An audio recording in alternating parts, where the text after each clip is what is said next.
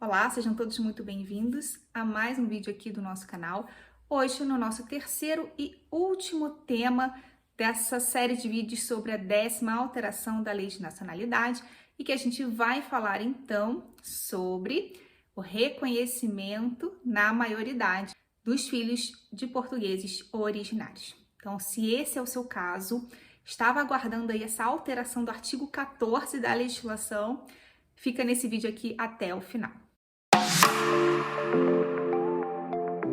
Olá, sejam todos muito bem-vindos a mais um vídeo. Se você ainda não me conhece, meu nome é Ana Beatriz, eu sou advogada em Portugal e no Brasil. E no nosso vídeo de hoje a gente vai tratar da tão aguardada alteração do artigo 14 da Lei de Nacionalidade Portuguesa, que a gente sabe que se tratava de um artigo aí inconstitucional, né, que violava aí também direito civil português e outras violações de direitos fundamentais, né, mas que teve uma pequena alteração. Ainda não é uma alteração plena, né? A gente sabe que é o primeiro passo, mas depois de tantos anos a gente ter aí esse ganho com essa alteração do artigo 14. Bom, fato é que o número 1 do artigo 14 ainda prevê que apenas na menoridade é que se estabelece a filiação. Contudo, incorporou-se aí o número 2 e o número 3 dentro do artigo 14. O que o número 2 traz pra gente? Que nos casos das filiações que aconteceram na maioridade, entende-se a maioridade aqui, a maioridade do país que você reside. Então, por exemplo, no Brasil a maioridade é 18 anos. Então, se você foi reconhecido após 18 anos, apenas poderá ser atribuída a nacionalidade originária nos casos em que ocorreu um processo judicial de reconhecimento de filiação. E isso após a finalização do processo, ou seja, após esse processo ter transitado em julgado. Essa atribuição ela vai ter que ser requerida nos 3 anos seguintes, tá, à realização dessa ação de reconhecimento.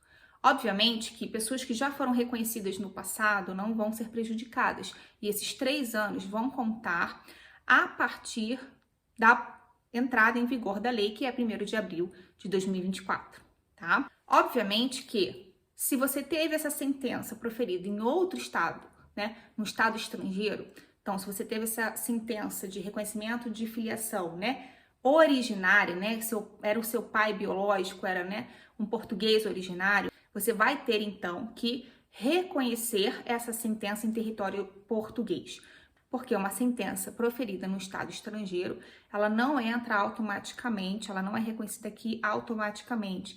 Ela vai precisar passar pelo Tribunal da Relação num processo chamado reconhecimento ou homologação de sentença estrangeira, tá? Então, o primeiro passo, caso você pretenda ingressar posteriormente com o seu pedido de nacionalidade, é instruir, né, esse reconhecimento de sentença aqui em Portugal.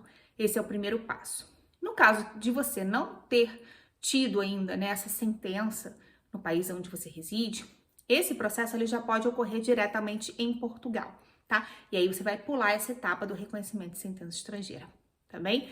Então, temos essa novidade, temos essa alteração legislativa. E um ponto importante aqui, gente, é que só cabe para filiação, né, originária. Então, se você foi adotado, você não entra, tá, nessa regra do jogo, né, que foi a inclusão desse reconhecimento dos filhos originários na maioridade, tá bom? Então, para os adotados, na menoridade, tá bom? E da mesma forma, né? Nesse caso dos adotados, vai continuar sendo, pelo artigo 5º, uma naturalização e essa adoção tem que ter acontecido na menoridade. E se a sentença da mesma forma ocorreu num país estrangeiro, ela vai precisar ser homologada ou reconhecida aqui em Portugal, tá bem? Então, esse era o último tema da nossa série de vídeos e temos mais uma questão aqui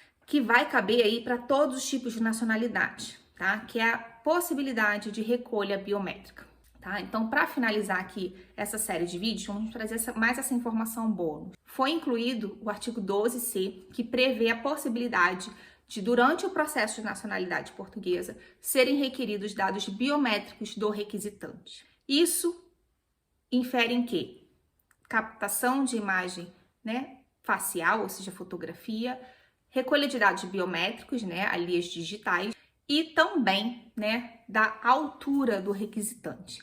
Então, são esses 3 dados biométricos que podem vir a ser solicitados nos processos de nacionalidade em qualquer um deles, tá? E essa recolha de dados biométricos, ela vai ter que ser feita presencialmente, obviamente, pelo requisitante. Se a pessoa não mora em Portugal, vai ser mediante um consulado. Se mora aqui, vai ser perante o IRN, que é o Instituto de Registros e Notariados de Portugal, até mesmo no Espaço do Cidadão, enfim, tá?